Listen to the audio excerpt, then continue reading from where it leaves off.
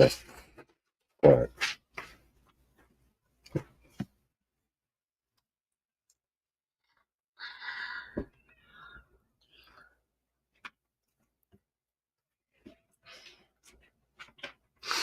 Welcome to the MasterMind Library. They call me Ferdinand, the bringer of balance, leader of many disciplines, and the host of the MasterMind Library, the home of the MasterMind Book Club.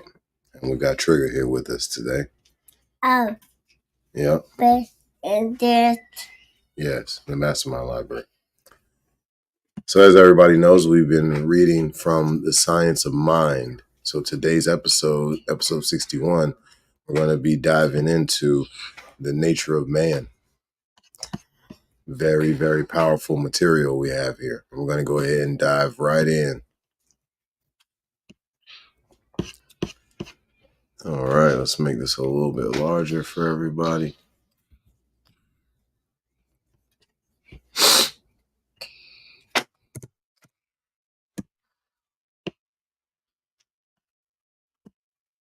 All right, the nature of man.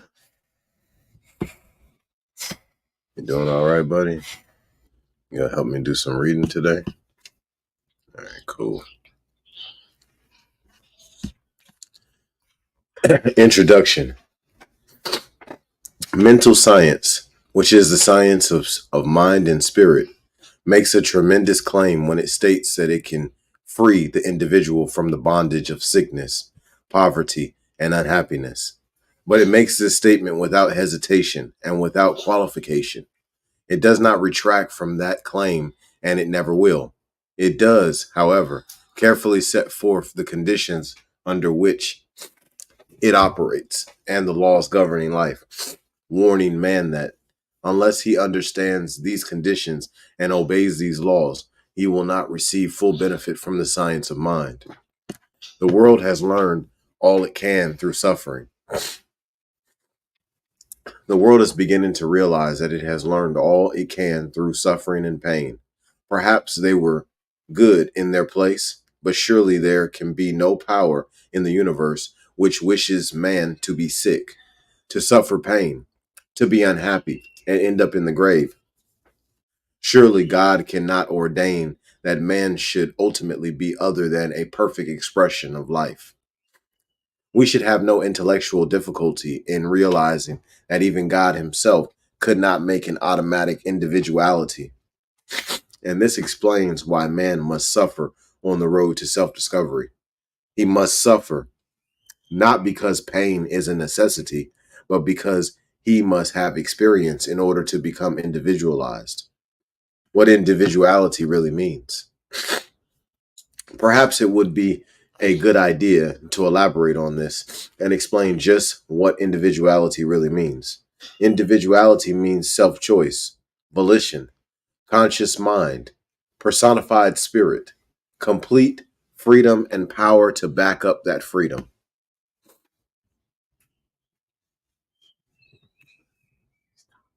Sit up. Sit back. Sit up.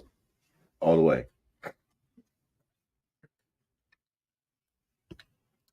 All right. Back to what we were doing. Okay. What individuality really means. Perhaps it would be a really good idea to elaborate on this and explain just what individuality really means. Individuality means self-choice, volition, conscious mind, personified spirit, complete freedom, and a power to back up that freedom. We cannot imagine a mechanical or unspontaneous individuality. To be free, to be real and free, individuality must be created in the image of perfection, and let alone to make the great discovery for itself. The answer to the freedom, the answer to the question, why did God make us free and compel that freedom, is apparent when we realize that even God could not do this. A freedom under compulsion would produce a freedom that would ultimately amount to the very worst kind of bondage. There is no such thing as compulsory freedom. Even God himself could not ordain this, for he could do nothing that would violate his own nature. No, man must be created with the possibility of limitless freedom, and then be let alone to discover the fact for himself. On the road to that discovery, he must be subject to the law of all life. And if in ignorance he violates the law, he violates that law, he must thereby suffer. This is not because, however, God imposes suffering or desires it, but simply because it is the necessity of the case. The meaning of freedom.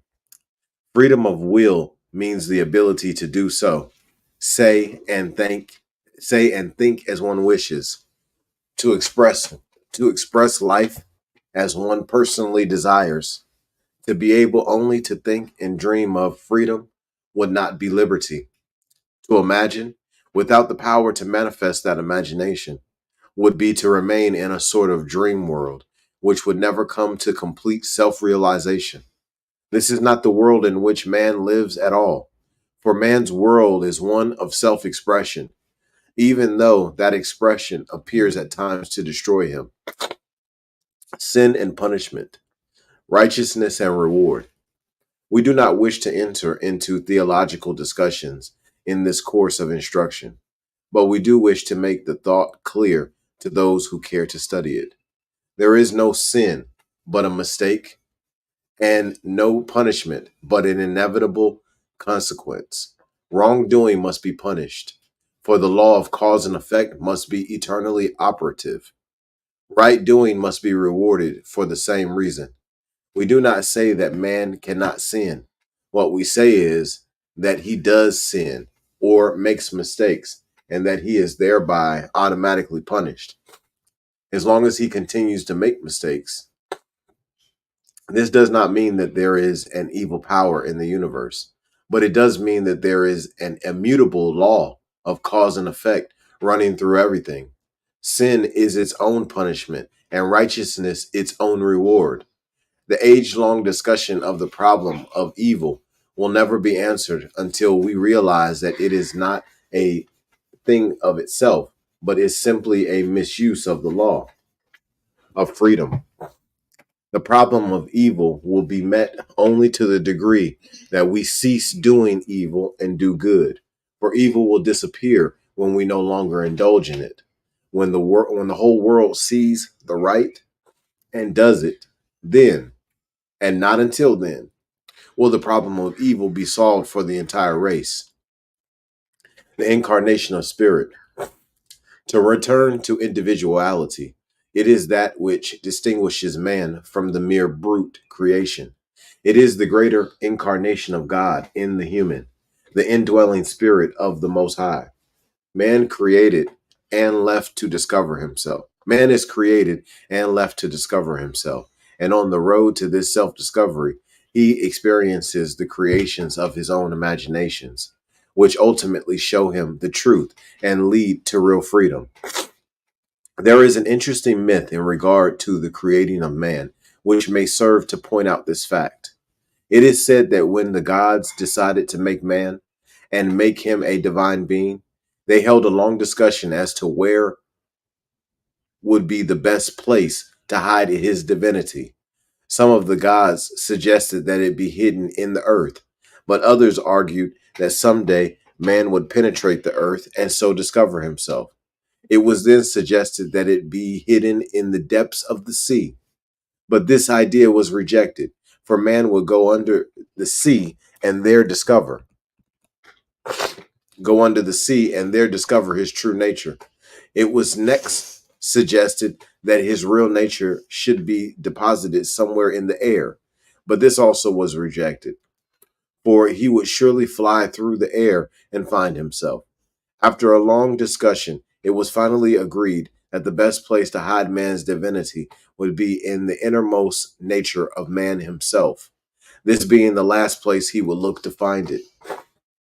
This discovery would not be made until he had all the experience necessary to complete a well-rounded life. The word is very nigh unto thee, in thy mouth and in thy heart, that thou mayest do it. Of course, this is a fable, but how clearly it sets forth the reality of the case. The word is really in our mouths, in our own mouths. And every time we say, I am, we are repeating it. For I am is the secret of nature and the emblem of eternity. The story of the prodigal son is the story of man's return to his father's house. How truly the poet puts it when he says that trailing clouds, trailing clouds of glory do we come from heaven, which is our home. This is the mystical meaning of that marvelous poem of Robert Browning's called Saul. Saul had lost his sense of real life and lay in a stupor in his tent when David came to sing to him, to awaken him to the realization of his true nature. At first, David sings of the wonders of creation and of the delights of life. He tells Saul of his power and glory as a human being. And as the song expands, he touches the secret spring of Saul's being. He is Saul, yea, remember in glory. Ere error had bent the broad brow from the daily communion. Then he plainly, Elijah, move over. Then he plainly tells Saul of the Christ. This revelation finally awakens Saul to his old motions and attitudes kingly. The healing has taken place, and the realization of the truth has freed Saul from the thraldom of false belief. Different viewpoints. Some take the viewpoint that man was cast forth to discover himself, and others contend that man decided to do this for himself. It makes no difference what the case may be. Man is certainly on the pathway to self-discovery, and everything in his experience points to the truth of this fact. We know that the forces of nature wait on man's discovery of them and obey his will as soon as he understands how to make use of her laws. We certainly have freedom enough when we understand how to use that freedom. The Pilgrim Fathers might have had steam cars if they had understood the nature of steam. It was not pushed into man's experience by any autocratic power, but served him only after he had discovered how to use it. We might say the same of any and all of the laws that we now understand and utilize. The lesson of nature's laws.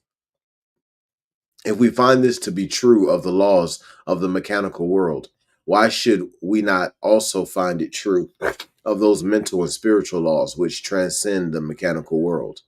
No doubt, we shall find latent powers and capacities of which we have never dreamed, powers and abilities waiting to be understood and used. Behold, I stand at the door and knock. It certainly will pay man to spend much time and thought in the study of his own nature, for he will discover things about himself that will cause him to arise and shine. Man is today more than ever before awakened to the real facts of the case, and from now on his evolution will become very rapid. Nothing is impossible. All things are possible to the great whole, and man is a part of that whole. The relation of man to the universe of spirit. As the evidence of design in the universe proves a designer, so the evidence of self-choice shows a power that knows itself. The spirit is self-knowing. God knows that God is, but a universal self-knowingness really means a universal personalness. And so we see how God can be personal to every living soul who believes in spirit.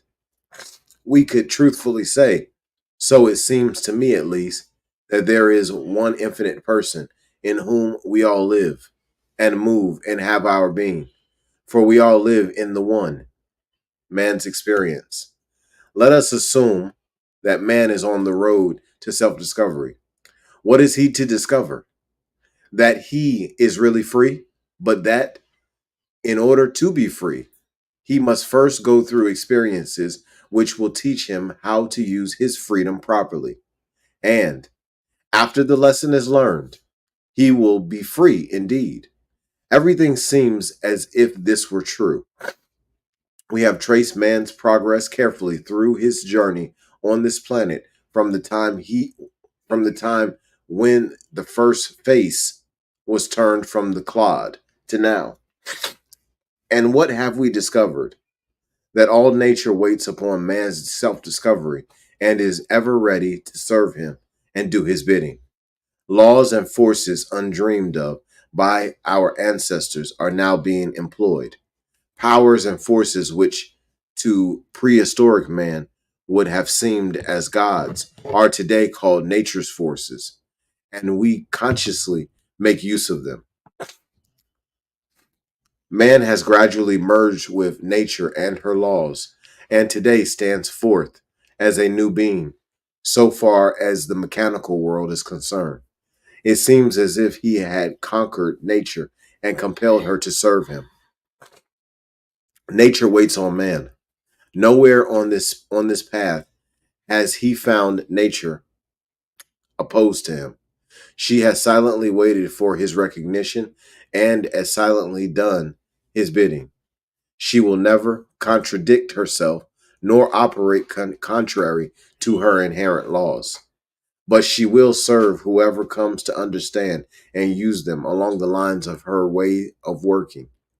Man never created any of these laws, but simply uses them, and he can do this only as he first obeys them.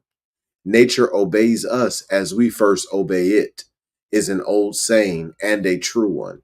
We learn the fundamental principle of a law, obey its mode of operation, and then have conscious use of it. It would be absurd to say that nature punished us because we did not make proper use of her laws. She simply will not work harmoniously for us until we harmonize with her. She will obey us only after we have obeyed her. This is, of course, true of any and all law. If we obey, it serves. If we disobey, it seems to punish. It is the same with those great mental and spiritual laws of our being. We must come to discover and utilize the inner forces of mind and spirit, for they are the highest powers. Man will be delivered from sin, sickness, and trouble in exact proportion to his discovery of himself and his relationship to the whole. Law is law wherever we find it, and we shall discover that the laws of mind and spirit must be understood if they are to be consciously used for definite purposes. The spirit knows, and the law obeys. Hidden away in the inner nature of the real man is the law of his life, and someday he will discover it and consciously make use of it. He will heal himself, make himself happy and prosperous, and will live in an entirely different world, for he will have discovered that life is from within and not from without. God and man. Man is made out of and from life. As effect, must partake of the nature of its cause. So man must partake of the divine nature from which he springs. Man reenacts the nature of God. If we realize that God is triune and that man is made in the image and likeness of God, we shall see that the whole scheme of life and the whole nature of the divine being is reenacted through man. This, of course, does not mean that man is God. It means that in his small world of individual expression, his nature is identical with God's. This is what Jesus meant when he said, as the Father hath life within himself, so hath he given to the Son to have life within himself. A single drop of water is not the whole ocean, but it does resemble the ocean and does contain within itself the same qualities and attributes. We might say that man is in God and that God works through man. I and the Father are one. The kingdom of God is within you. And we might add, God's in his heaven. All's right with the world. Two ways to reason. There are but two processes of reasoning known to the human mind, inductive and deductive. And from these two ways of reasoning, all of our reasoning, all of our knowledge of life has come. Inductive reasoning is the systematic process of reasoning from a part to the whole. Deductive reasoning is the process of accepting certain conclusions as truths and drawing other conclusions from them. It is reasoning from the whole to a part. For instance, in inductive reasoning, we would say that everything happens just as if there were what we call electricity, and that is everywhere present. Deductive reasoning says that since electricity is everywhere present, it is always where we are and can always be generated from any center. Using these two methods of reasoning to deduce the nature of God, we may start with the assumption that God is, drawing all our conclusions from this premise, or we may carefully study the nature of man and the universe and so draw the conclusion that a God must exist. Whichever method we use will lead to the same conclusion, namely, that there is a divine being and that man is made in his image and must reenact and portray the same character, the same attributes as the life from which he came. Nothing happens by chance. Nothing in the universe happens by chance. All is in accordance with law, and the law of God is as omnipresent as is the Spirit of God. The law is a law of mind, but back of the law is the Word. All things were made by Him, and without Him was not anything made that was made. Back of our lives is the law of our being, and through that law runs the Word which we speak. For what things soever He, the Son, seeth the Father do, there also doeth the Son likewise. Many are waking up to the facts. Thousands of people, thousands of people today are beginning to realize this and put it into operation. And the results attained would fill more books than one man could read in a lifetime. Thousands today are using the silent power of mind to heal their bodies and bring prosperity into their affairs. And the law is always working in accordance with the belief of those seeking to use it. As the universe is run by an infinite mind, so man's life is controlled by his thinking. Ignorance of this keeps him in bondage. Knowledge will free him. One by one, people will investigate the truth and put it into operation. And the time will come when disease and poverty will be swept from the face of the earth, for they were never intended to be. They are simply the byproducts of ignorance, and alone will erase enlightenment alone will erase them. The time has come to know the truth. The hour of freedom has struck. The bell of liberty is ringing. And let him that is athirst come. Let us then plunge more deeply into our own natures and into the nature of the universe and see if we shall not find treasures undreamed of, possibilities never imagined, and opportunities which the fawn thought. Yearning for freedom has often, in our vision of the greater life, given us. Prove me now, herewith, saith the Lord of hosts, if I will not open you the windows of heaven and pour you out a blessing that there shall not be room enough to receive it. A wonderful experiment.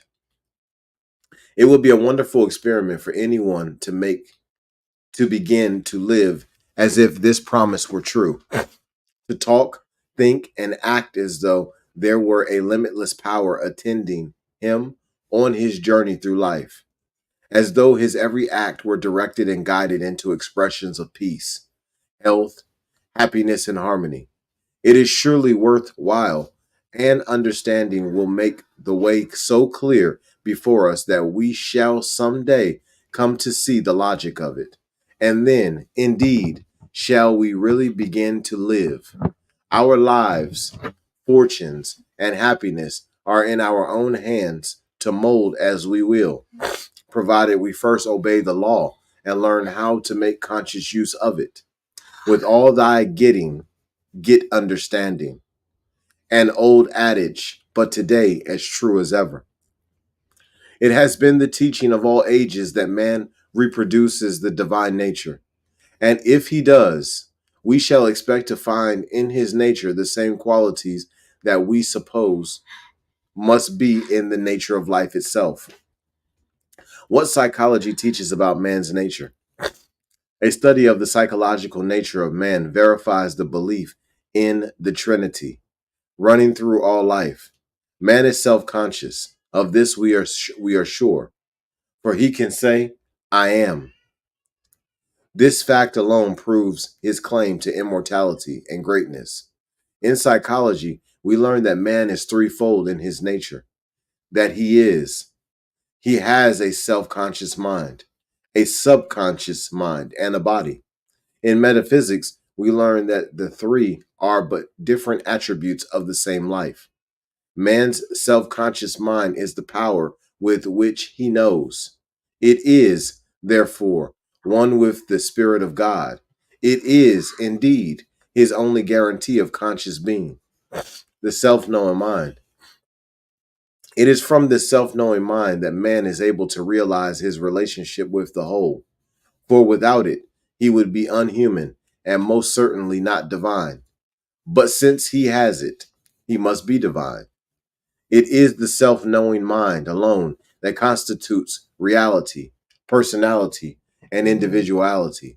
It is the image of God, the essence of sonship, and the personification of the infinite. Man's unity with the whole. We recognize then in man's self-knowing mind his unity with the whole. For while a drop of water is not the ocean, yet it does contain within itself all the attributes of the limitless deep. Man's self-knowing mind is the instrument which perceives reality and cognizes or realizes truth. All illumination, inspiration, and realization must come through the self-knowing mind in order to manifest in man. Vision, intuition, and revelation proclaim themselves through man's self-knowing mind. And the saints and sages, the saviors and Christs, the prophets and seers, the wise and learned, have all consciously perceived and proclaimed this fact. Every evidence of human experience, all acts of kindness and mercy, have interpreted themselves through man's self-knowing mind. All that we may know, say or think, feel or believe, hope or long for, fear or doubt, is some action of the self-knowing mind. Subjective memories we have, and inner, unexpressed emotions we feel. But to the self-knowing mind alone does realization come. Without this capacity to consciously know, man would not exist as an express being, and, so far as we are concerned, would not exist at all. The self-knowing mind of man proclaims itself in every thought, deed,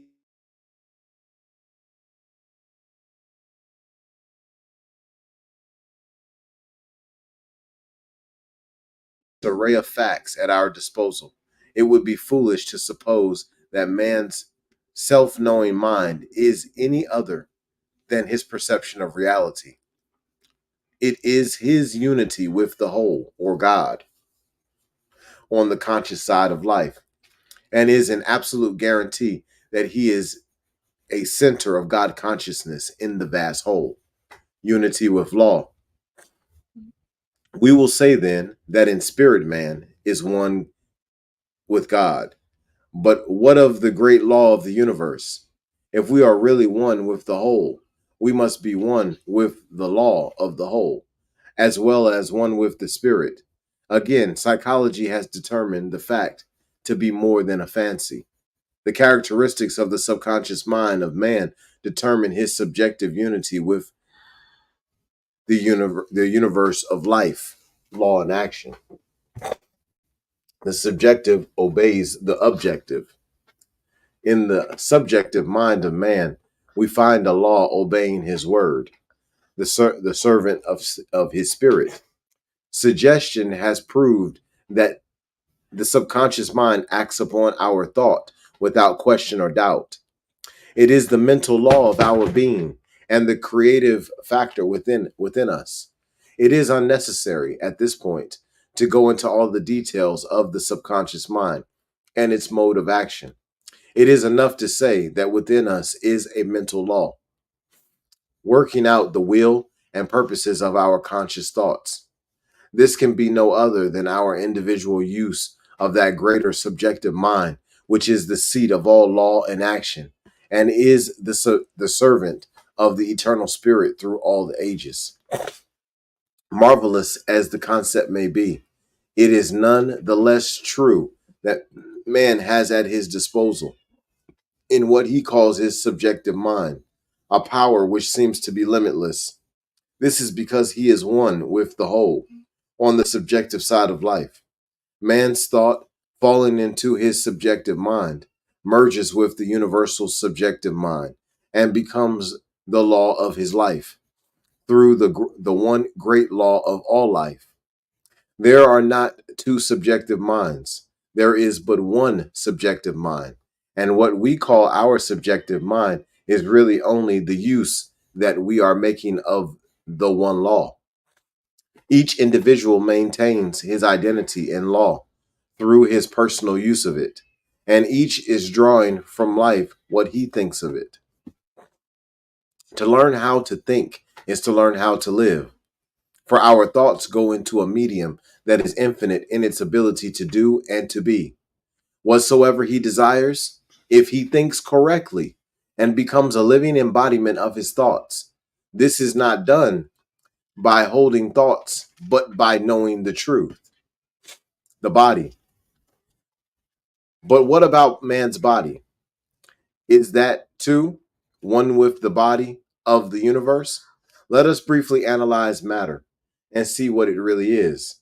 We are told that matter is not a solid, stationary thing, but is a constantly flowing, formless substance which is forever coming and going. Matter is as indestructible as God, as eternal as timeless being. Nothing can be either added to or taken from it. The very bodies we now have were not with us a short time ago. As Sir Oliver Lodge says, we discard many of them on the path through this life, for the material from which our bodies are composed is in a constant state of flow. Vistas of thought open up along the line of mental healing when we realize this fact. Later, we will thoroughly discuss and work out a definite technique for the purpose of healing. Matter is not what we thought it to be. It is simply a flowing stuff taking the form that mind gives it. How about the matter from which other things than the body are made? It is all the same. One substance in the universe takes different forms and shapes and becomes different things. Last stages of matter. The last analysis of matter resolves it into a universal ether and leaves nothing more than a stuff which may be operated upon. Matter in the last analysis is composed of particles so fine that they are simply supposed to be. In other words, it disappears entirely, and the place where it once was is again, without form and void. Matter, as we know it, is only an aggregation of these particles arranged in such order as to produce definite forms, which are determined by something which is not material. There is no difference between the particles which any one form takes, and the particles which all forms take. The difference is not in the minute particles, but in their arrangement. The unity of all body. Our bodies are one with the whole body of the universe. Seeds, plants, cabbages, and kings are made of the same substance. Minerals, solids, and liquids are made from the primordial substance, which is forever flowing into form and forever flowing out again into the void, the formless and the formed. Nothing could form a formless stuff. which has no mind of its own, except intelligence operating upon it. Again, we come back to the Word as the starting point of all creation, God's Word in the great world, man's Word in the small world. One spirit, one mind, and one substance, one law, but many thoughts, one power, but many ways of using it, one God in whom we all live, and one law which all operate. One, one, one. No greater unity could be given than that which is already vouchsafed to mankind. But why is man so limited? Why is he still poor, sick, afraid, and unhappy? Because he does not know the truth. That is the only why. But why was he not so made that he would have to know the truth? The answer is that even God could not make a real man. That is, a real personified expression of himself without creating him in freedom and leaving him to discover himself.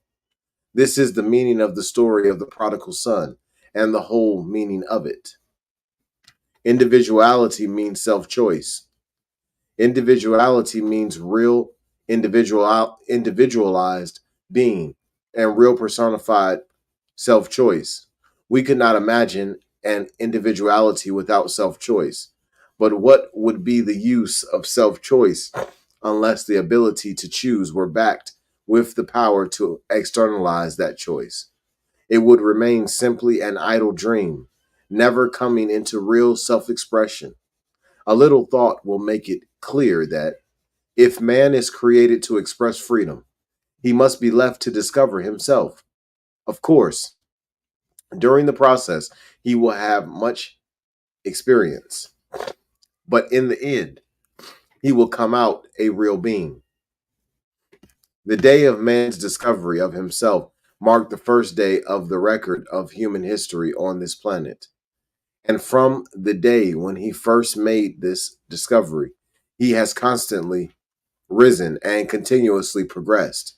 All the forces of nature attend him on his way, but he must first discover them in order to make use of them. The greatest discovery ever made, the greatest discovery that man has ever made was that his thought has creative power. That is, that it uses creative power. His thought of itself would have no power unless it were operative through a creative medium. We do not have to compel law to operate. All that we have to do is to use it. The law of mind is just like any and all other laws of being. It simply is a complete unity. We have now discovered a unity with the whole on all three sides of life, or from all three modes of expression. We are one with all matter in the physical world, one with creative law of the universe in the mental world, and one with the Spirit of God in the conscious world. What more could we ask or hope for? How would it be possible for more to be given? We could ask for no more, and no greater freedom could be given. From now on, we will expand, grow, and express only to the degree that we consciously cooperate with the whole. Metaphysical meaning of words used in individual chart number 2. B. Upper section. Spirit. That part of man which enables him to be self-conscious. That which he really is. We do not see the spirit of man any more than we see the spirit of God. We see what man does, but we do not see the doer. Christ, Logos, the word of God manifest in and through man. In a liberal sense, the Christ means the entire manifestation of God and is, therefore, the second person of the Trinity. Christ is a universal idea, and each one puts on the Christ to the degree that he surrenders a limited sense of self to the divine realization. Sonship. We are all sons of God and all partake of the divine nature. Microcosm. the individual world as distinguished from the universal. Emmanuel, God within us. Emmanuel, God with us, means that Christ is in everyone. Personality, the external evidence of individualized being. Individuality, each one is a separate identity in mind, and no two are alike. Each is an individualized center of God consciousness.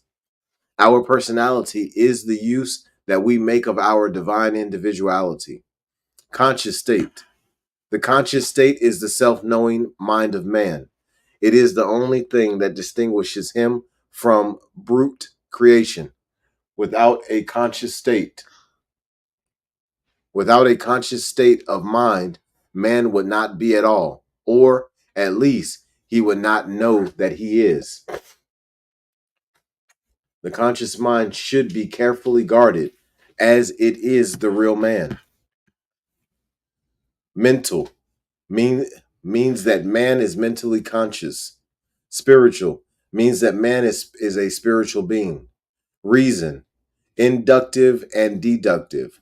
The conscious mind of man can reason both inductively and deductively. It can reason from the whole to a part, or from a part to the whole. Will means conscious ability to determine. Choice, ability to differentiate and choose. Volition, power to act independently. Intellect, mental quality of analysis. Purpose, determination with incentive. Decision, ability to choose. Middle section. Soul, the subjective side of life. Man's place in the one subjective mind of the universe. His identity in mind. Man's soul life reenacts the soul life of the universe with which it is at one. Subjective. The soul is subjective. Read again the meaning of subjectivity as given in the universal chart. Subconscious. The soul is subjective to the conscious thought. Unconscious. Word used in psychoanalysis to denote soul. It is a poor way of expressing soul life, for it really is not unconscious. It is subconscious, but certainly not unconscious. Consciousness. Another way of saying soul. The Bible says soul. The psychoanalysis says unconscious. The psychologist says subjective or subconscious. And the metaphysician says consciousness. All have the same meaning. Karma. The subjective law of tendency set in motion by the individual. The mental law acting through him. Karmic law means the use that man makes of his mentality. Karma is not kismet, for kismet means fate, and karma simply means the mental tendency.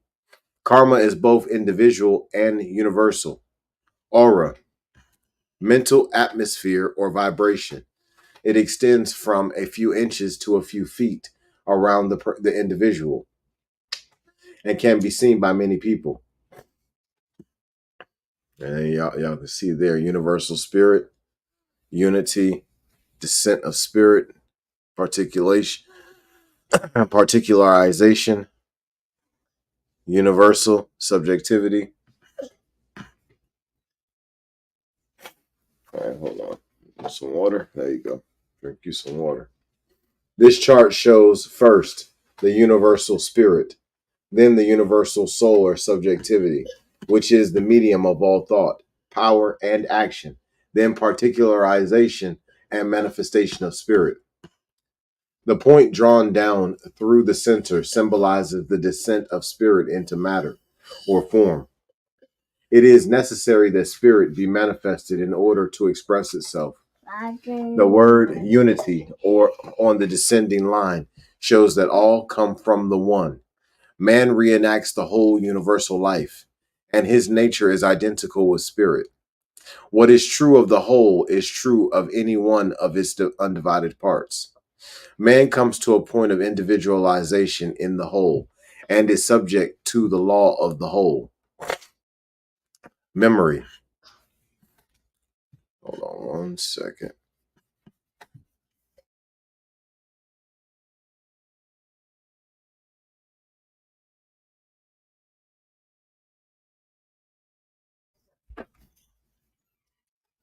All right. Memory. The soul or subjective mind is the seat of memory and retains within itself everything that the individual has ever said, thought, seen, heard, felt, read, or been told, and indeed everything that has ever happened to him. It also contains race memory and may or may not contain much of what we call cosmic purposes. Cosmic purposes mean the ideas of God. The soul of man, being in constant contact with the soul of the universe, might contact tremendous powers if it would turn to the one. Conflict. No. All right, there we go. In the study of psychoanalysis, which means the analysis of the soul, we learn that the subjective side of thought, being the seat of memory, often retains thoughts and suppressed emotions which more or less tear or bind. This is what is meant by inner conflict. Psyche means soul. Inherited tendencies. The subjective, being the seat of memory, contains the race characteristics and tendencies.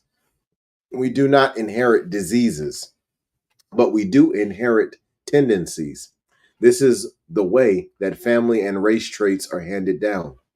Race suggestion, the tendency to reproduce what the race has thought and experienced.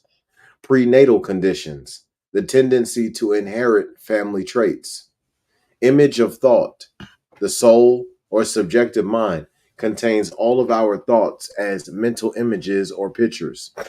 Autosuggestion, the soul receives the suggestions of the individual. Reason deductive only, that which is subjective can reason deductively only. Lowest section, body, the definite outline of flesh containing all of the ideas which go to make the complete physical instrument. Effect, that which follows cause. The body is always an effect. Affairs, that which happens to the external man. Condition, external things, the result of thought. And then we've got that same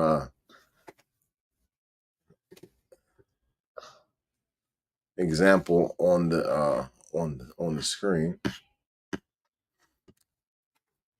This chart shows how man reenacts the whole and is subject to the law of his own being. If the meaning of this chart is carefully studied, it will be made plain that man thinks consciously and that his conscious thought becomes the law of his life. The upper section stands for the self-conscious man. The middle section stands for the subconscious man. And the lowest section stands for the man as he appears in the flesh and in the conditions of his life. Results, conditions. Health, result of correct thinking. Disease, result of wrong thinking. Destiny, result of what man thinks. Riches, result of a consciousness or supply. Poverty, result of limited thought. Business, result of thought. Vocation, the thing that our thought causes us to do. Profession, same as vocation. Occupation, same as vocation. Reason, none. Everything in the body of man, as well as in his affairs, is the result of what he thinks. Nothing is the external, nothing in the external is a cause, and nothing that happens causes itself to happen. Things have no power to reason, but are always the result of some inner cause. The nature of man. In the first lesson, we studied the universal chart. We are now taking up the individual chart. Whatever is true of the universal is as a whole must also be true of the individual as some part of this whole. Man is evolved from the universe and is a self-conscious, thinking center of living spirit, and as such, he must, in his nature and being, reproduce the universe. This is what Jesus meant when he said, as the Father has as the Father hath life in himself, so hath he given to the Son to have life in himself. Inherent life means real life. The whole cosmic scheme must be reproduced on the plane of the individual, if there is an individual. We must expect to find in man, therefore, the same inherent attributes that we find in the universe from which he springs. Chart number 2A symbolizes first, the universal spirit. Next, the universal subjectivity, which is called the soul of the universe. And third, the particularization or manifestation of universal spirit. We have marked unity on the descending line because the spirit emanates and particularizes itself at the point of our personality becoming what we call man. It is essential that we realize the unity of life, i.e., the unity of God and man on all three planes. Let us start with the objective plane, matter of body.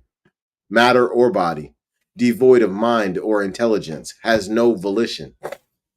It may be permeated with intelligence, but it is not intelligent. It is one with the body of the universe. Now, what do we know about the soul? Remember the things that were discussed in connection with the qualities of the soul of the universe, and you will find all of them depicted in what is called the psychological, subjective nature of man. For our subjective or subconscious mind reproduces all the attributes belonging to the universal mind. When we turn to the spirit of man, we find that it is one with the spirit of God. That is man is a self-conscious thinking, choosing center of individualized intelligence or God consciousness in the great whole. So we find man is one with all matter in the material world, one with the soul of the universe in the subjective world, and one with the spirit of God in the conscious world. What we call our objective or conscious mind is as much as we know of God and life. The objective mind is the spiritual mind for which we have been looking, but it is not fully developed. If this were not so there if this were not so, there would be no mind with which to look. The objective mind must be the spiritual mind of man, since it is the only thing about him which knows that it has life and is conscious of itself. The whole of spirit is potentially focused in our individual, objective consciousness.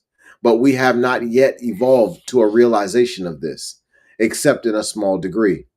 Back of the objective mind is the subjective mind or soul, which is the medium through which intelligence operates. There is but one universal subjective mind or soul, and what we call our subjective mind is simply our use of universal subjectivity. For our subjective mind is not a thing apart, but is our place in universal subjective mind, and our place in it is the use that we make of it. Spirit.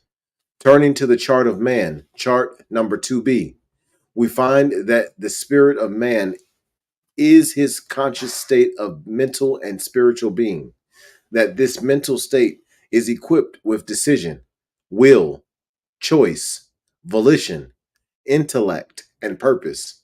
We find that it is individuality, personality, and is called Emmanuel or God with us.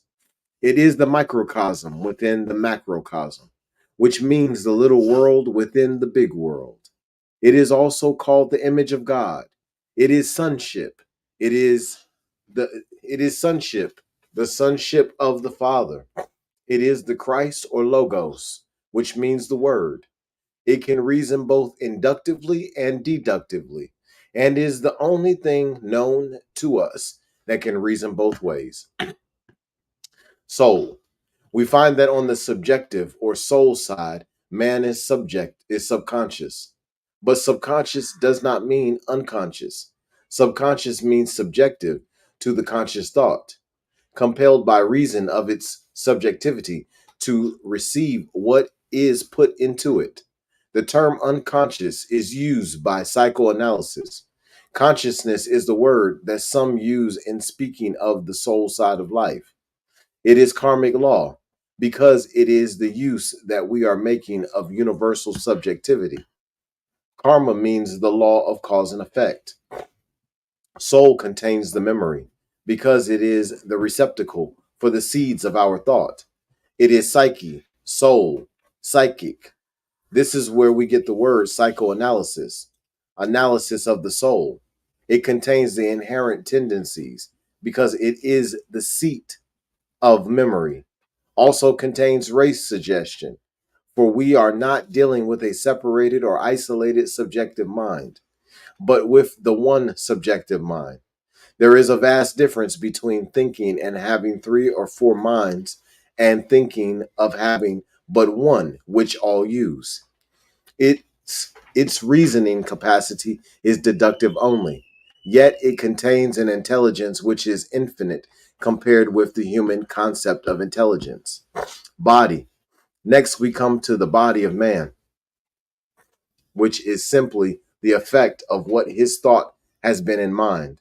Body, affect, affairs, conditions, health, disease, destiny, riches, poverty, business, vocation, profession, results, occupation, any word that stands for the externalization of man's thought and endeavor, we class as a part of the body.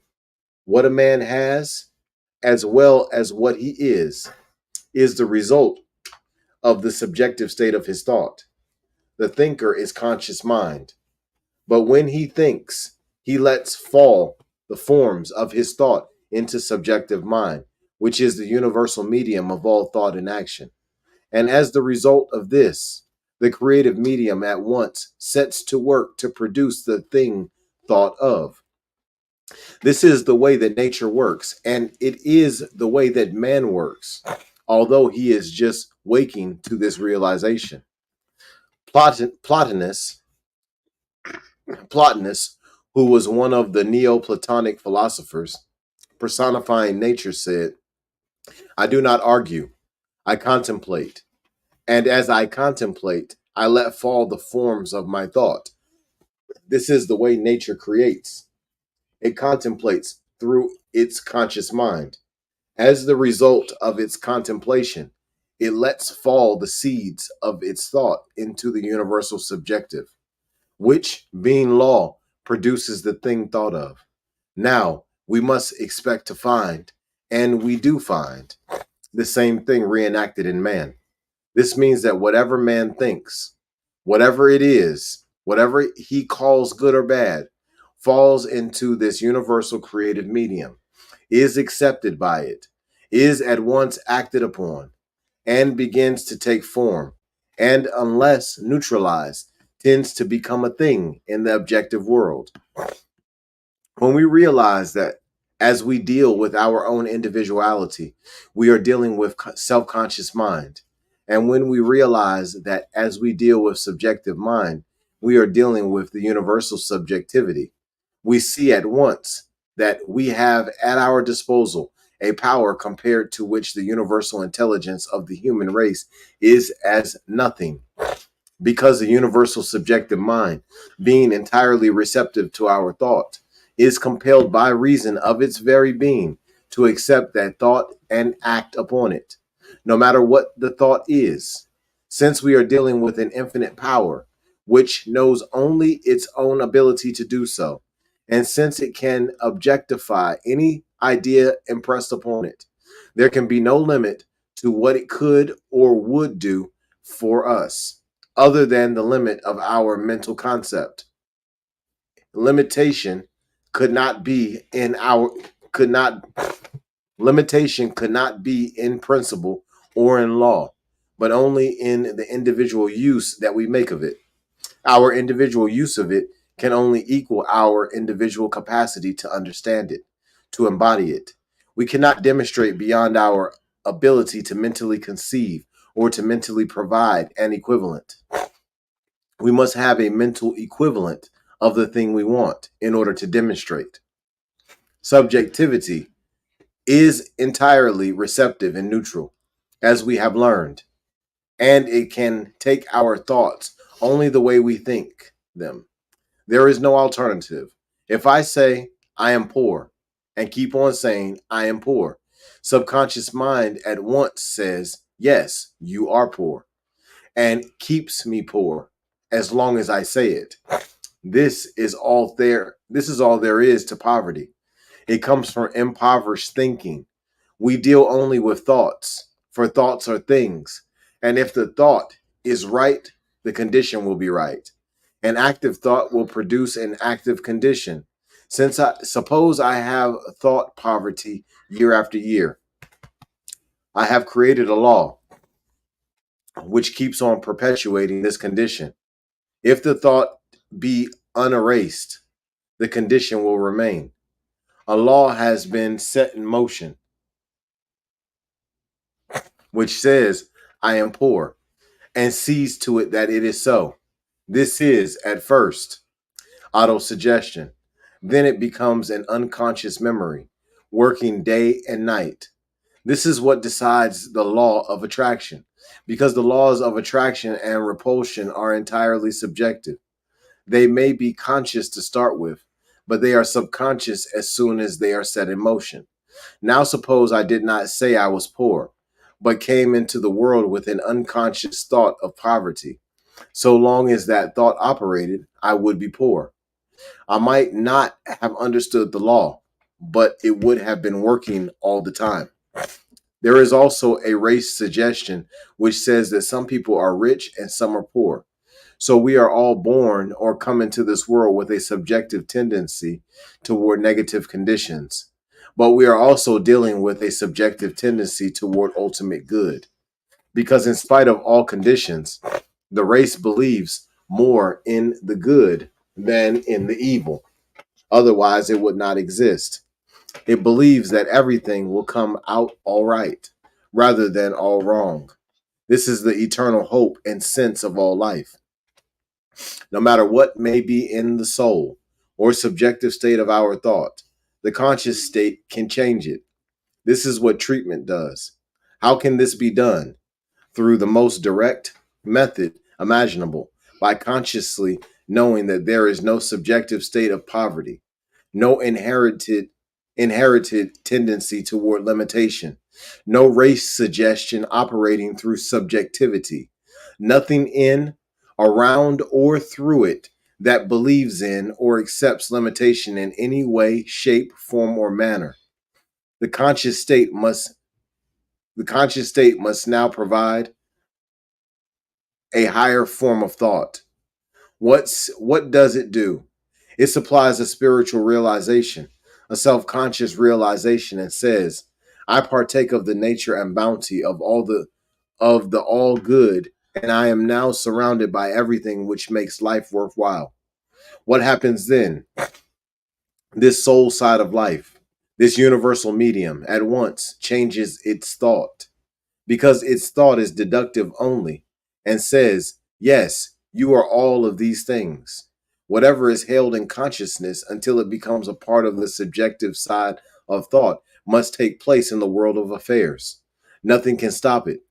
The reason we do not demonstrate more easily is that the objective state of our thought is too often neutralized by the subjective state. There is more fear of poverty than there is belief in riches. As long as that fear remains, it is sure to produce a limited condition. Whatever is subjective must objectify. Matter is immaterial, unknowing, unthinking, and plastic in the hands of law or mind. And law or subjective mind, which is entirely unvolitional but not unintelligent, is compelled by its own subjectivity to receive the thought of the conscious mind, which alone can choose and decide. It follows then that whatever the conscious mind holds long enough is bound to be produced in external affairs. Nothing can stop it. because we are dealing with universal law. This is called divine principle. It is the medium in which we all live, move, and have our being on the subjective side of life, our atmosphere in universal subjectivity, the medium through which all intercommunication takes place on every plane. It follows from what we have said that any suggestion held in creative mind would produce its logical result, no matter what that suggestion might be. If it were a suggestion of destruction, it would destroy, for this is a neutral field. If it were a suggestion of good, it would construct. Christ and Antichrist. The spirit of Christ means that mentality which recognizes the law and uses it for constructive purposes only. The spirit of Antichrist is the spirit of the individual or class of individuals who, understanding the law, use it destructively. The meaning of the flood or deluge, which is recorded in every sacred scripture we have read or heard of, is that a race of people were upon the earth who came to understand psychic or subjective law as being the servant of the spirit. They understood themselves to be spirit, but they did not understand the harmonious unity of spirit. They had arrived at an intellectual concept of the law, a very clearly defined mental concept. But that knowledge and wisdom were not used for constructive purposes. They used it destructively. And what happened? The confusion which took place in the psychic world or the psychic atmosphere of this planet caused its physical correspondence in the form of the deluge or flood.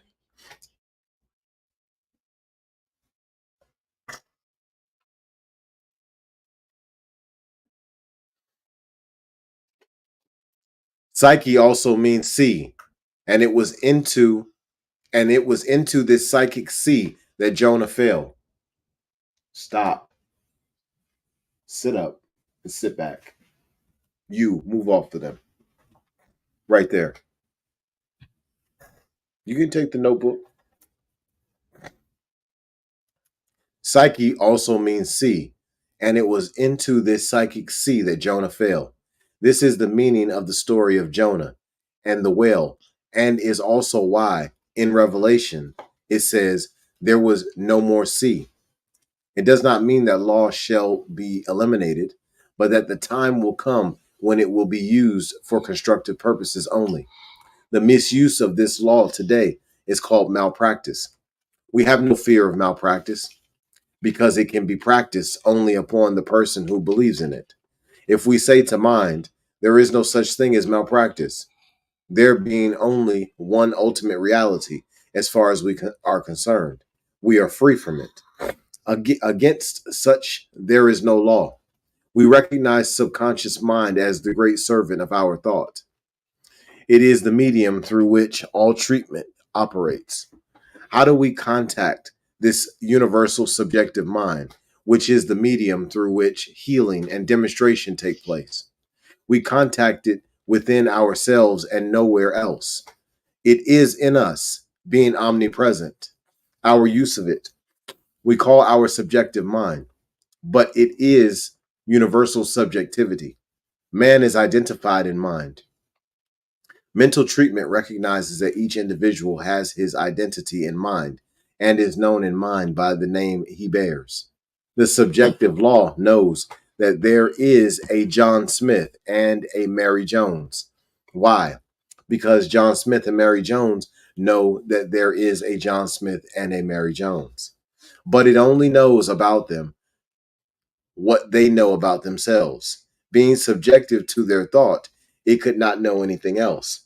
Consequently, whatever John Smith and Mary Jones say, it says, accepts, and does. This is a marvelous concept. Unless we have thought it out, it may seem rather startling, but it means this, that the law absolutely accepts us at our own valuation. Now, this does not mean that it accepts us at an assumption of valuation, but at the actual valuation. It can reflect to us only the actual embodiment of ourselves. It is the deep inner conviction that we carry which decides what is going to happen. So we are each known by the name we bear, and each is daily making some statement about about that name. When we say I am this or that, we are involving in mind statements, which mind in turn produces as conditions. Treatment. In treatment, we turn entirely from the condition because so long as we look at a condition, we cannot overcome it. That is why the mystic said, "Behold my face forevermore. Look unto me, and be ye saved, all the ends of the earth." That is, look up and not down. It is useless to treat one's business because business is an immaterial thing. It is an unthinking, unknowing thing. A lot of stuff in form, a lot of forms and stuff. That which decides what the business shall be is in consciousness or mind. Consequently, we must involve in mind a correct concept of the business, seeing it as we want it to be. And when we have seen it that way long enough, it will be so. How long will it take? Until the subjective side of thought accepts the new concept as true, or until we have neutralized the old concept. Jesus had a great understanding, and he gave a clue to that understanding when he said, "The prince of this world cometh and findeth nothing in me." He meant that race suggestion found no mental correspondence in or equivalent in him. His consciousness was so clear that it operated directly from the spirit. The aim of evolution. The aim of evolution is to produce a man who, at the point of his objective thought, may completely manifest the whole idea of life, i.e., bring the concept of unity to the point of particularization, finding nothing in the law to oppose it. The reason Jesus was able to become the Christ was that at the objective point of his thought, there was a complete realization of the unity of the Spirit and the absoluteness of his word.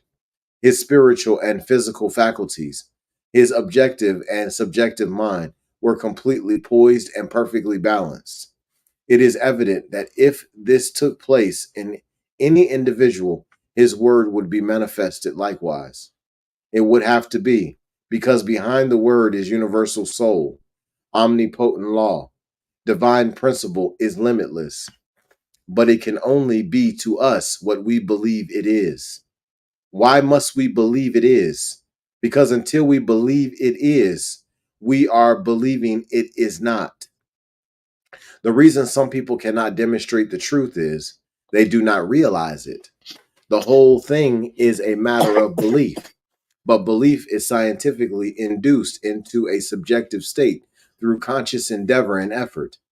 Treatment is the science of inducing within mind concepts, acceptances, and realizations of peace, poise, power, plenty, health, happiness, and success, or whatever the particular need may be. What does a practitioner do? He sets the law in motion in universal mind. Let us suppose that Mary is sick and that John is a practitioner. She comes to him saying, "I am sick." He, being a metaphysician, understands that mind is all. She does not understand this. She feels that she is sick. No.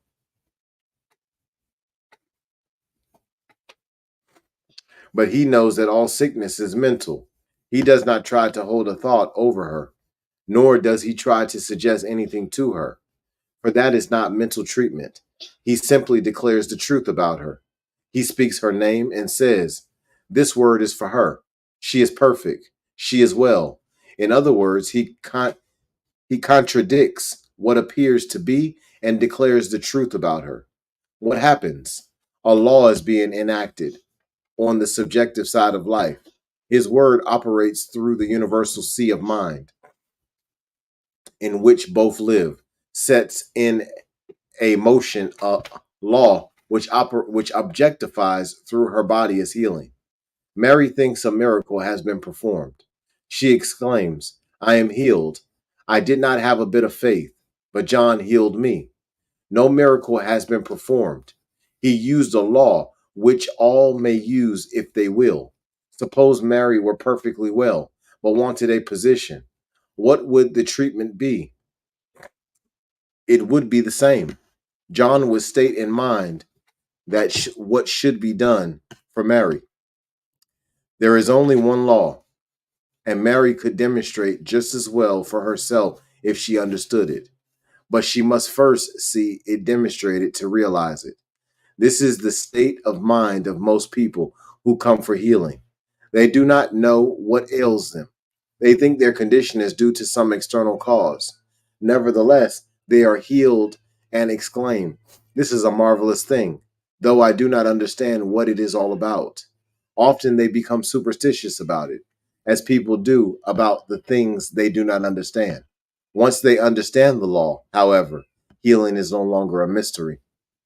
The only reason a man has difficulty in throwing off some weakness of character, while believing in spirit implicitly and having faith that he is going to overcome his limitation, is because he has not induced the necessary mental images in mind. If he had, he would have overcome his trouble. Thinking of his weakness keeps the image of it before him. In treating, turn entirely away from the condition. Disease and limitation are neither person, place, nor thing. They are simply images of thought. Turn entirely from the condition or the limited situation to its opposite, that is, to the realization of health, happiness, or harmony. Method of treatment. Although several methods of treatment are used, there are but two distinct methods. One is called argumentative and the other realization. The argumentative method is a process of mental argument in which the practitioner argues to himself about his patient. He is, consequently, presenting a logical argument to universal mind or divine principle. And if that argument carries with it a complete evidence in favor of his patient, it is supposed that the patient will be healed. The method of realization is one whereby the practitioner realizes within himself the perfect state of his patient. It is purely a spiritual and meditative process of contemplating the perfect man. And if the embodiment of the idea is really made, it will at once produce a healing. Treatment is for the purpose of inducing an inner realization of perfection in the mentality of the practitioner, which inner realization, acting through mind, operates in the patient.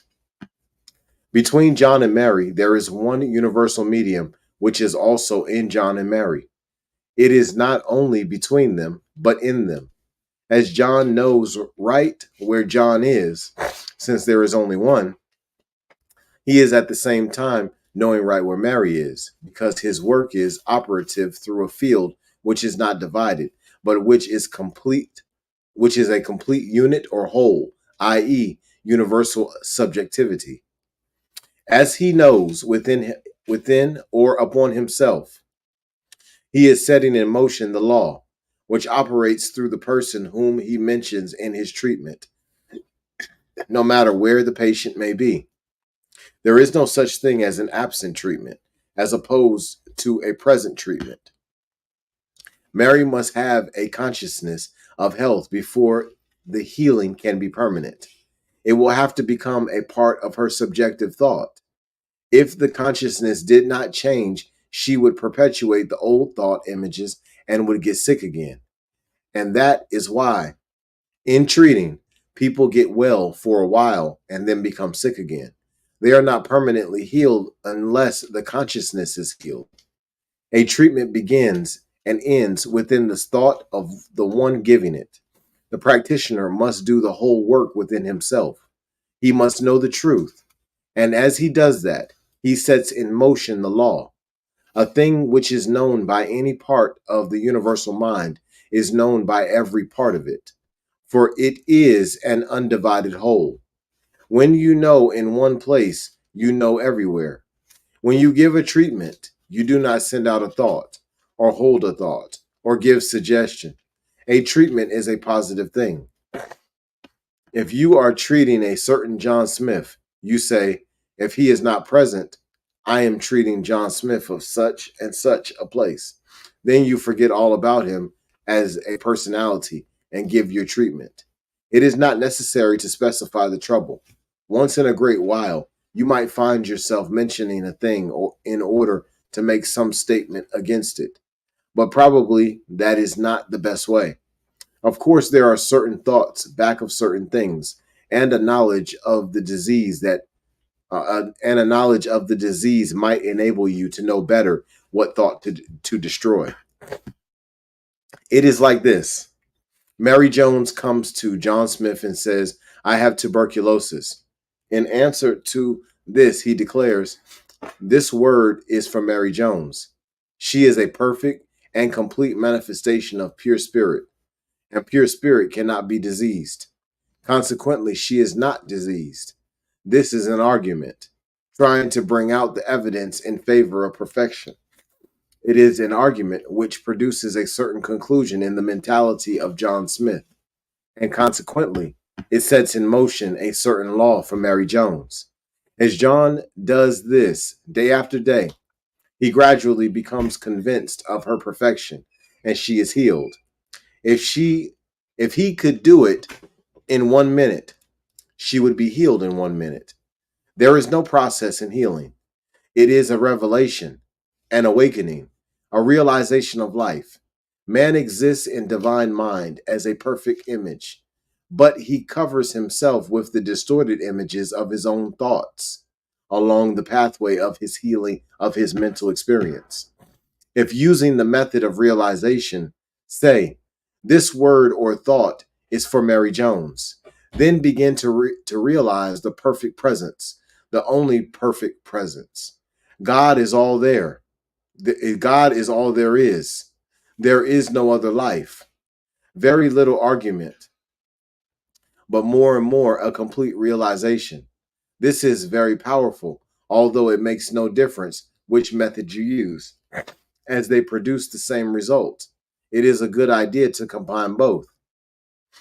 In the case of the child, the treatment should be the same. It would have an effect commensurate with the absolute conviction that the practitioner has. But in the case of an infant who is subjective to the conscious thought of the people around it, you must teach those people how to think about the child and see that they do think that way. Else you might heal the child and their thought might make it sick again. In the case of failure, it is probable that the trouble is more with John than with Mary. As far as the immediate, stop, sit up, move over right there. Keep going forward.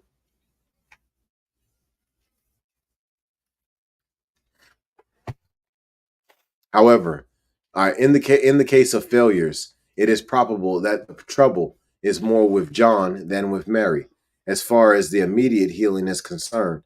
However, diseases are the direct results of certain habitual mental attitudes which people entertain, and unless those mental attitudes are changed, there will be no permanent healing. It is the business of the practitioner to discover what those attitudes are and to change them. It is also the business of the practitioner to show people why they are as they are and to teach them how to overcome undesirable attitudes. In giving a treatment, you talk to yourself about somebody else. We must grasp the idea of universal subjectivity and potentiality of all things, the divine creative medium. This is the principle through which we are to demonstrate the healing of the body or of the condition, and it acts accurately and mathematically because it is the law of cause and effect, subjective law. When we think from conscious intelligence or spirit. We will say that the thought becomes subjectified, i.e., it goes into the subconscious mind. But what is man's subconscious mind? It is his atmosphere or mental vibration in universal subjectivity. There is no such thing as your subjective mind and my subjective mind, meaning two, for this would be duality. But there is such a thing as the subjective state of your thought and of my thought in mind. This should be made very clear, for here is where psychology and metaphysics separate, i.e., their understandings are different.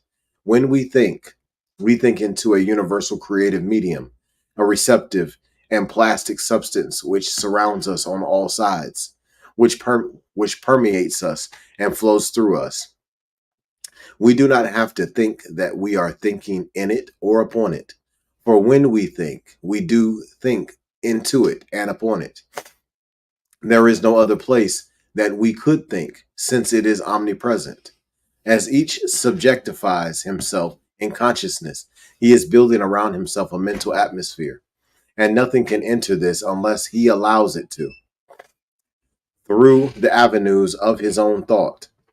But his thought might be conscious or unconscious.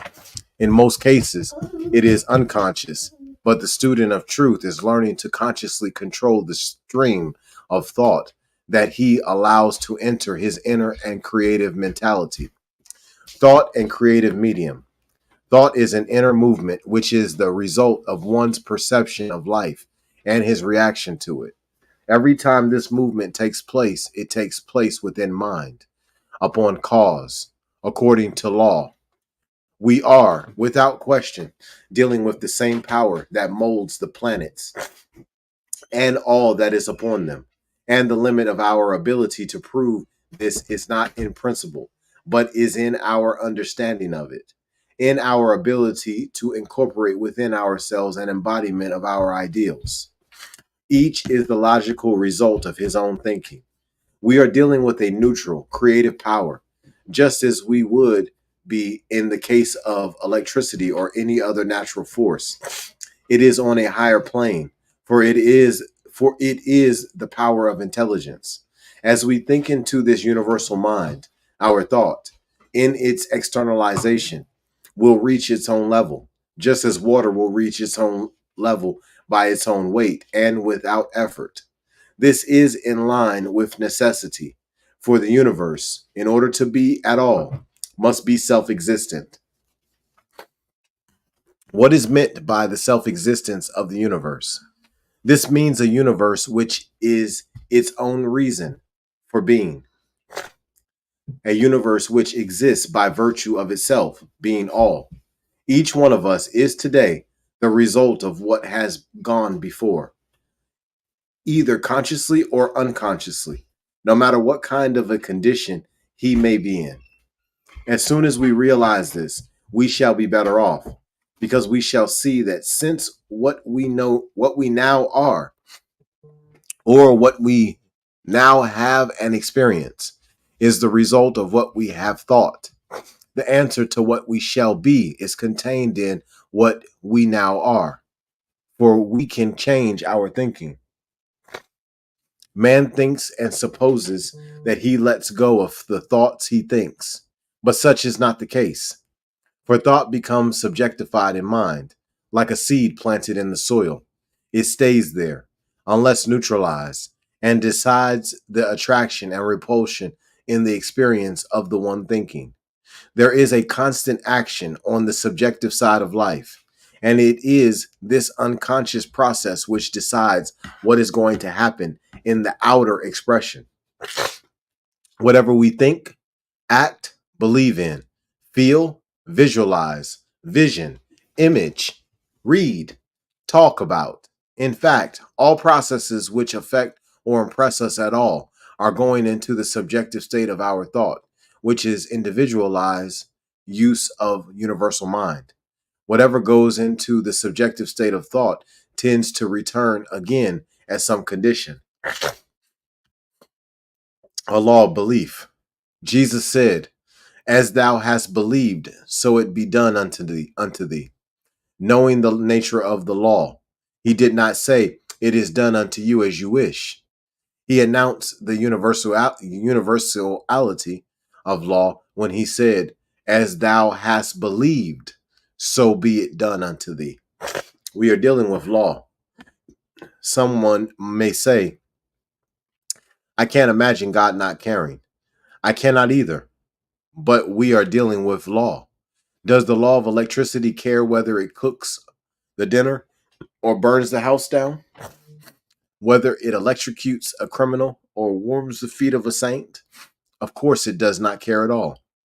Does the urge, which impels people to express, care whether a man kneels in ecstasy or lies drunk in the gutter? We are dealing with law, and it follows that since we are dealing with law, it will ultimately bring back to us the results of the forces which set it in motion through it. Consequently, no person who is enlightened would seek to use this law destructively, for he would know that sooner or later the very power set in motion by himself would ultimately destroy him. All they all they that take the sword shall perish with the sword. The spirit of Christ is the spirit which constructively uses the law. The spirit of Antichrist is the destructive use of law. The spirit of Christ, being in line with the cosmic life, will always transcend, neutralize, destroy, and utterly obliterate the spirit of Antichrist. And ultimately, only the spirit of Christ can succeed. He that hath an ear, let him hear. The cycle of necessity and karmic law. The cycle of necessity means that those things which the individual sets in motion through the law must ultimately swing back to him again. This is the karmic law, the law that binds the ignorant but frees the wise. The law has been announced by every great teacher who has ever lived. Jesus referred to this law when he said, "As thou hast believed, so it be done unto thee." And when he said, "Heaven and earth shall pass away, but my words shall not pass away." It is the law to which Isaiah referred when he said, "So shall my word be that goeth forth out of my mouth. It shall not return unto me void, but it shall accomplish that which I please." This is the law which today is called divine principle, or the law of cause and effect. It means that once a tendency is set in motion through law, it is bound to objectify at the level of the subjective concept which entertains it. There is nothing fatalistic about this, for we may consciously change the currents of subjectivity with the conscious thought. Indeed, this is what treatment does. The law of action and reaction. This is simply the law of cause and effect. And instead of getting too occult or mystical a concept of it, we would better think of it simply as something into which we think and which returns to the thinker what he thinks into it. This law can be applied for concrete purposes, and once it is set in motion, the rest works automatically. This is why we may absolutely trust principle when we understand how it operates. It knows everything and can do anything. But in order to work for us, we must let it work through us. This is the power that Jesus used when he withered the fig tree and when he raised Lazarus from the dead. We argue in mind. So we argue in mind. And if we argue toward a belief in health, we will be healed. It isn't a question of suggestion or of the power of thought making us well, for this is but a limited sense of willpower. It isn't something over which we must clench our teeth and will to be. It is something which we have to know. Water doesn't have to will to be wet. It is wet. And if we go into it, we will get wet. Life doesn't have to life doesn't have to claim to be life. It simply announces itself to be what it knows that it is. So we argue in mind, not to convince mind that it is or can accomplish, but to convince ourselves that we are now perfect. Wrong use of mind. There have been many controversies about the use and the misuse of this power. Some claim that we cannot misuse this power, since there is but one mind, and it cannot act against itself. Mind cannot act against itself, and any person who knows this and who knows that there is no human mind to destroy or to be destroyed is immune from malpractice. But let anyone believe in malpractice, and he will open mental avenues of receptivity to it. For we can receive only that to which we vibrate. Malpractice is the ignorant use of something which of itself is good.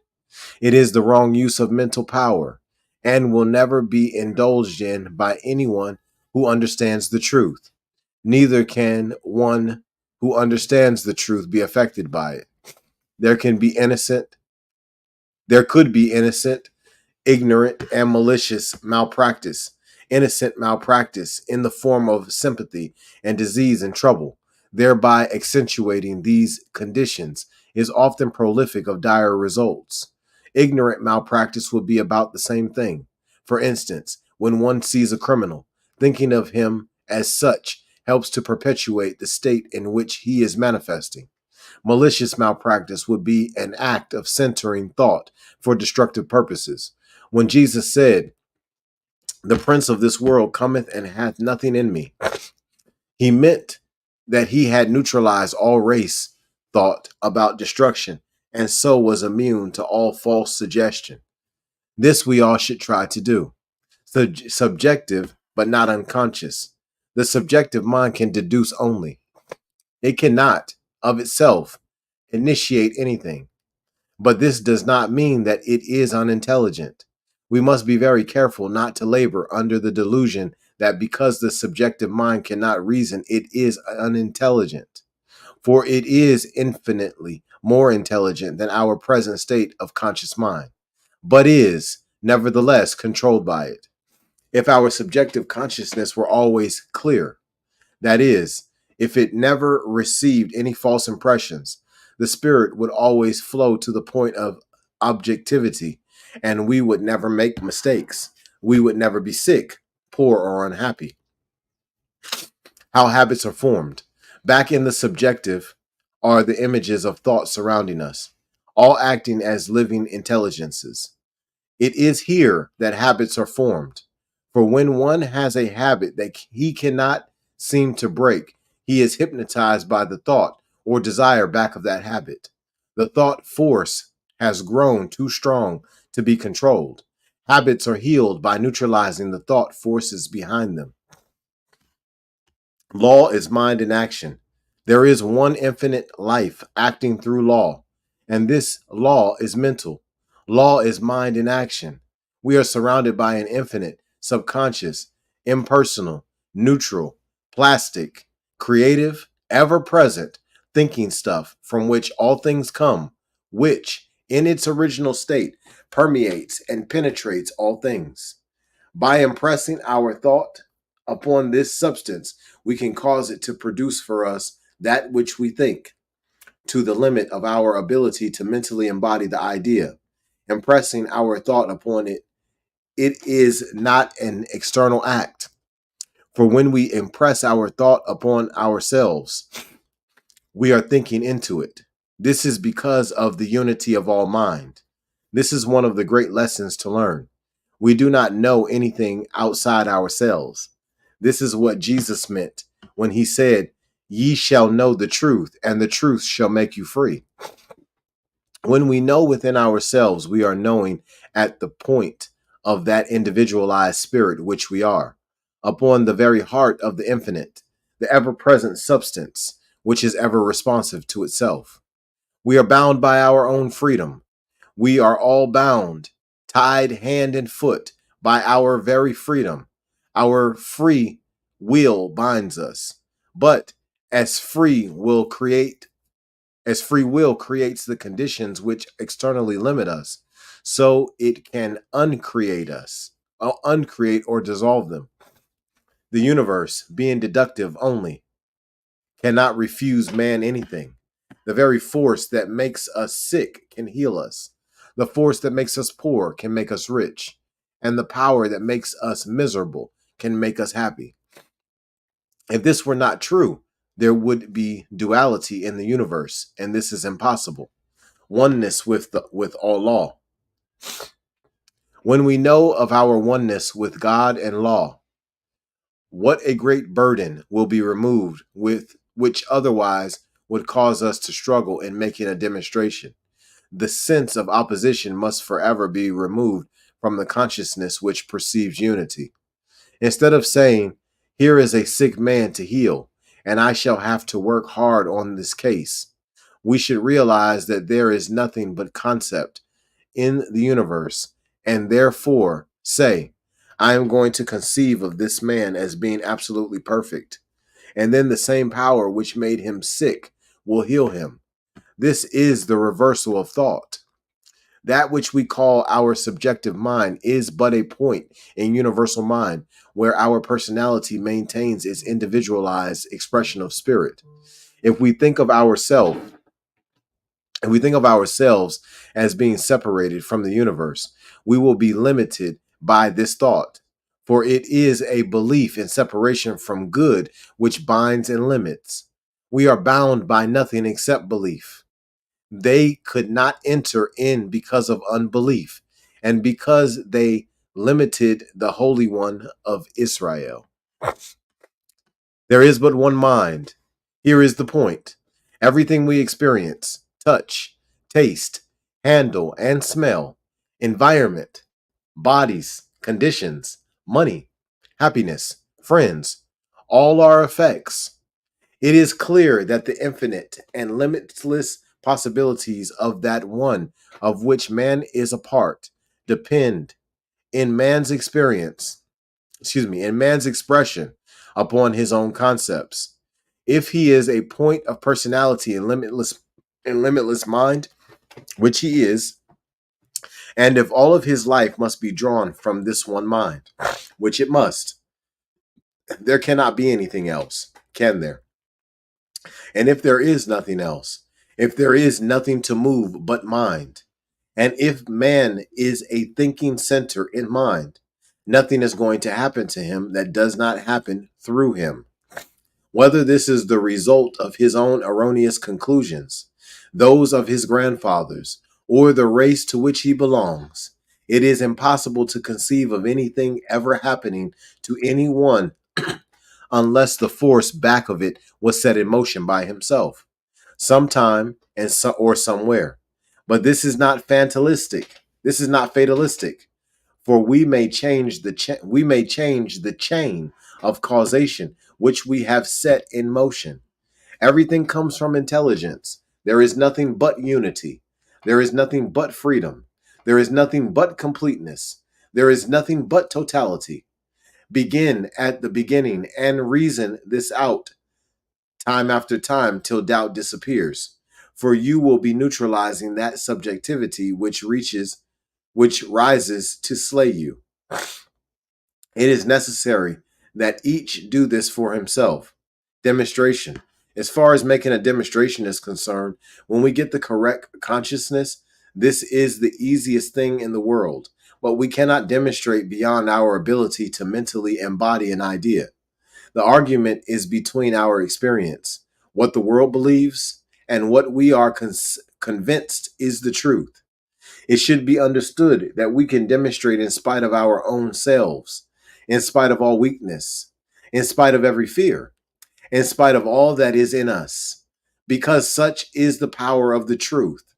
If we waited to be good before demonstrating, the wheel might turn a million times. But law is neither good nor bad. Law is and responds. The possibility of demonstrating does not depend upon environment, conditions, location, personality, or opportunity.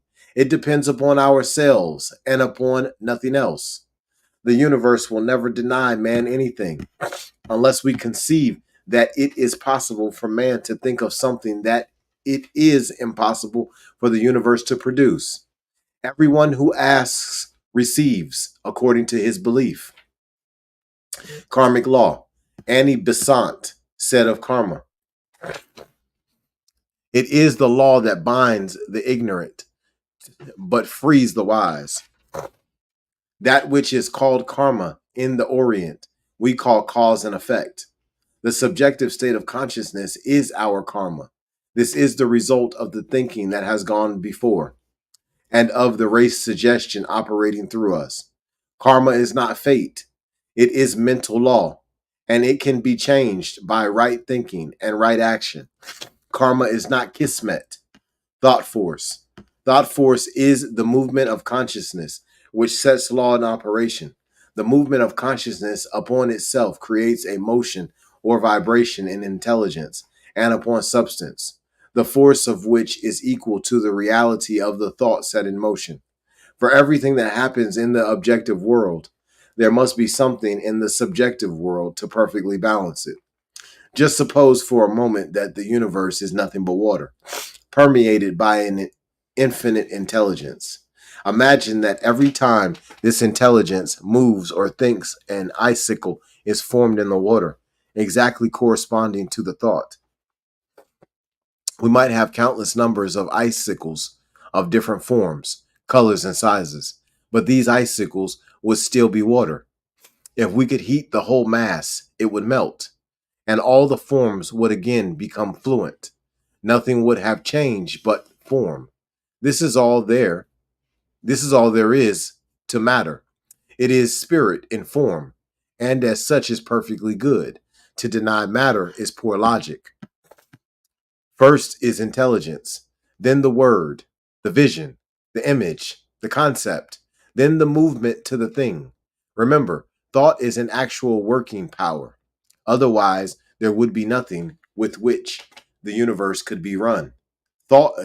Choosing thought. We have a right to choose what we shall induce in mind. The way that our thoughts are to become manifested, we cannot always see, but we should not be disturbed if we do not see the way, because effect is potential in cause. I am Alpha and Omega, and all that comes between cause and effect. Cause and effect are really one. And if we have a given cause set in motion, the effect will have to equal this cause. One is the inside, and the other is the outside of a concept or idea. A practitioner's work begins and ends within himself.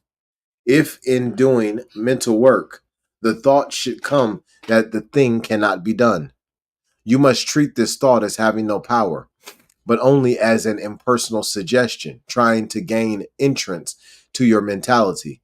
Realize that there is nothing in you that can hinder you from demonstrating the truth. If one says to himself, I am filled with life, health, strength, and vigor, and then goes down the street saying, I see a poor, blind beggar, a criminal, and a sick person, he is still treating himself just as much as when he affirmed that he was perfect. We are only as perfect as we perceive others to be. This does not mean that we shut our eyes to those who are in trouble, for we may have sympathy with the one having trouble without having sympathy with his trouble.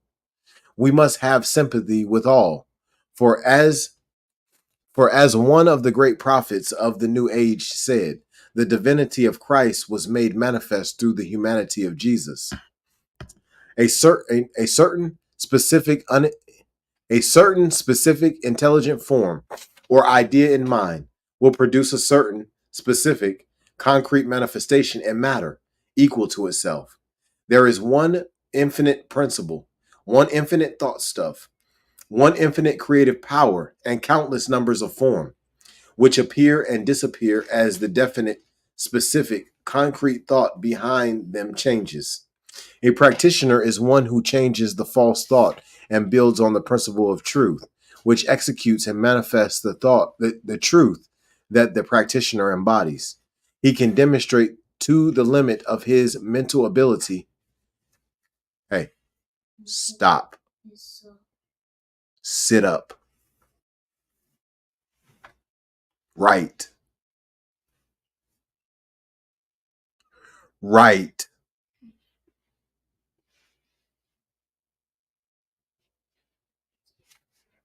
Right. Right. No. Right. Yes, there you go.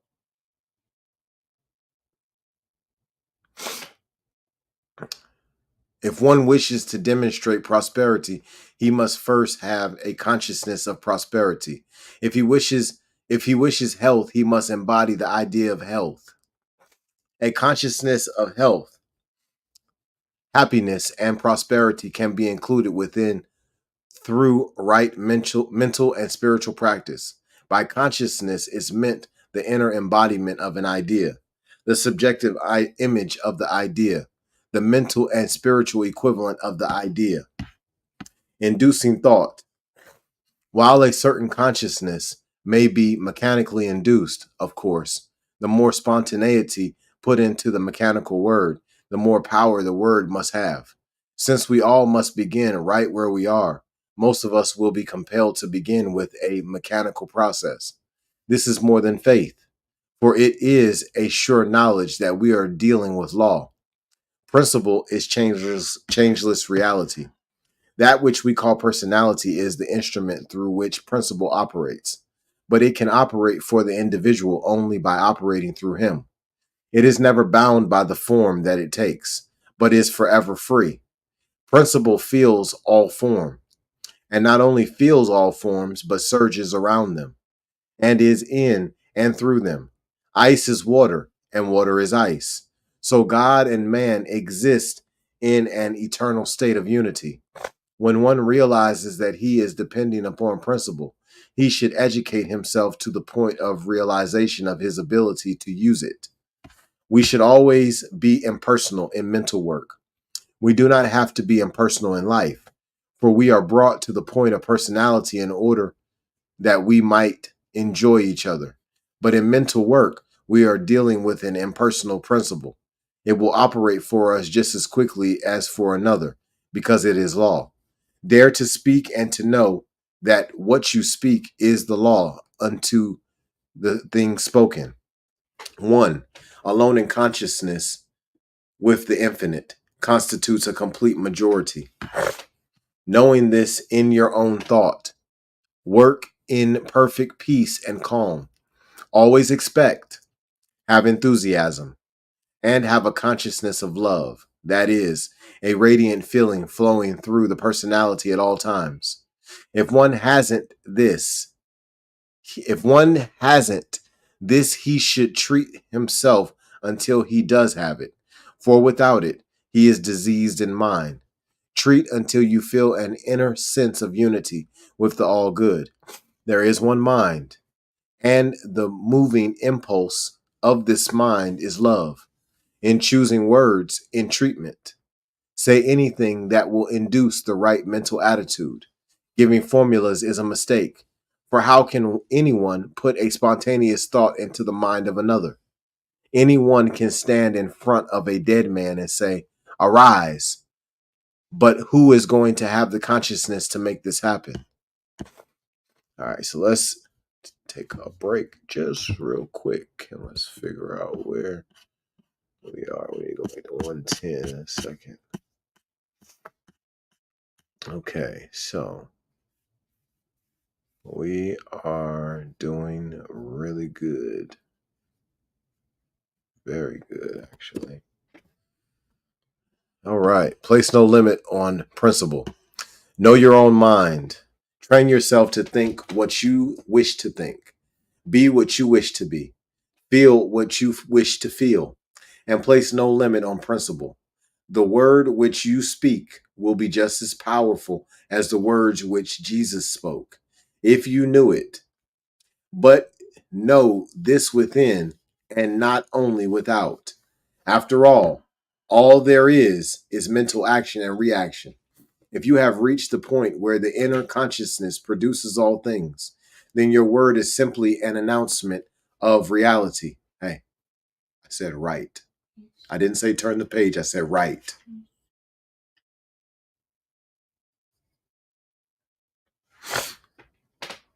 Know that when you give a treatment, the act takes place in infinite mind.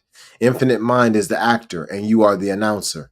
If you have a vague, subtle, unconscious fear, get still and think, who am I? What am I? Who is speaking? What is my life?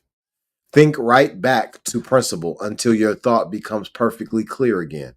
Such is the power of right thinking that it cancels and erases everything unlike itself. It answers every question. solves all problems, is the solution to every difficulty.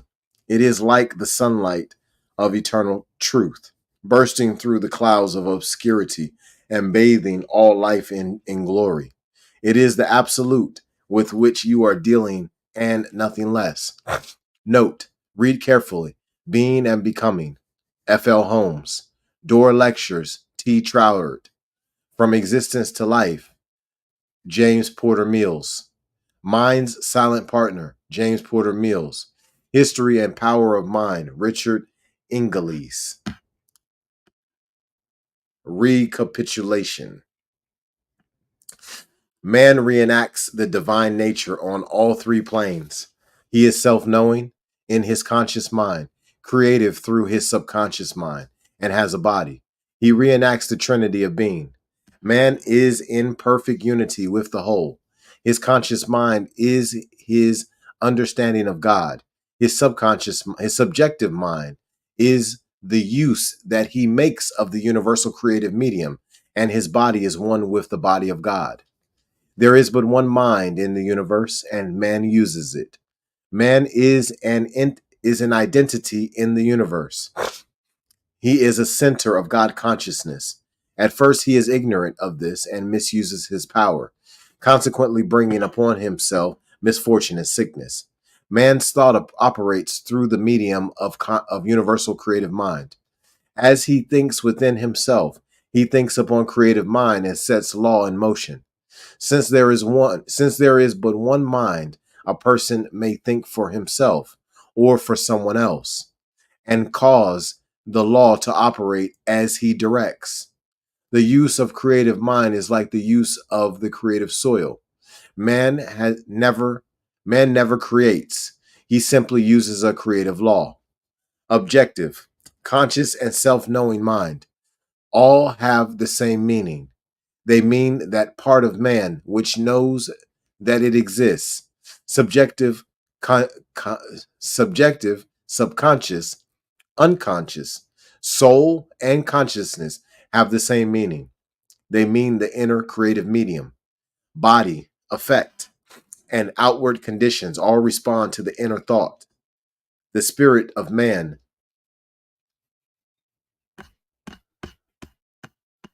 Okay, all right, cool. We're doing. Okay. The spirit of man. Where are we at? The spirit of man, which is his self-knowingness, is the only part of him which has volition or self-choice. All else is automatic law. Man's conscious thought, acting through law, may change any condition in his experience, provided he can clearly conceive of that condition as being changed. There is no limit to the law. The limit is not in the law, but in man's ability to embody the truth and constructively use the law. Remember, there is but one mind and one law which all people use, consciously or unconsciously, constructively or destructively. One spirit, one mind, one law, one substance, but many forms. There is only one ultimate reality, but within this one, there are many experiences. Man is within the one and draws from it any and all experiences in which he believes. As man thinks, he subjectifies thought and sets law in motion through the medium of the universal mind. This law works automatically until it is consciously changed. Man uses a power which is infinite as compared with the power of his conscious thought. Divine principle means universal subjective law.